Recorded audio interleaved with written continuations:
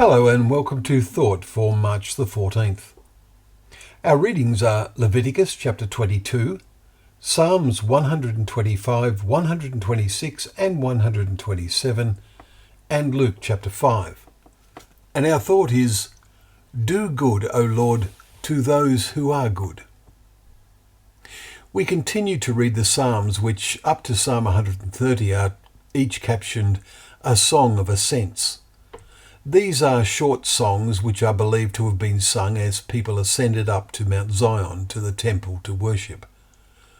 Those who trust in the Lord are like Mount Zion, which cannot be moved, but abides forever, we read in Psalm 125 verse 1.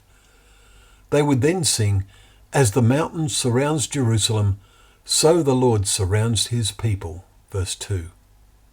The essential focus of this song are these words, do good, O Lord, to those who are good, and to those who are upright in their hearts.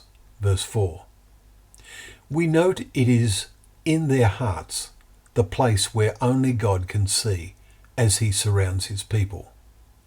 But what of those who slip after being upright? The next and last verse state, but those who turn aside to their crooked ways, the Lord will lead away with the evildoers. Those trying to be upright today are surrounded by those whose ways are crooked in various degrees. Mount Zion is not on their radar screen.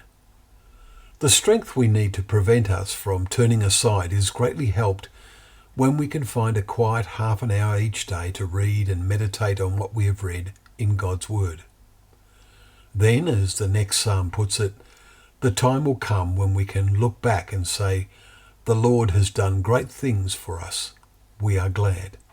Psalm 126 verse 3. And this leads to a thought-provoking point in the final verses.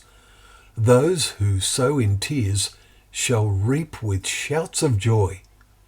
He who goes out weeping, bearing the seed for the sowing, shall come home with shouts of joy, bringing his sheaves with him.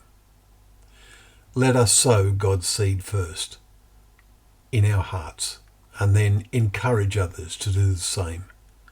It is inevitable that there are times of weeping in our mortal life, and these are times of great sadness if there is no prospects of shouts of joy when our time comes to ascend Mount Zion in an all-glorious reunion with others who have maintained upright hearts or who have recovered from stumbling to join in the ascent up to God's holy mountain.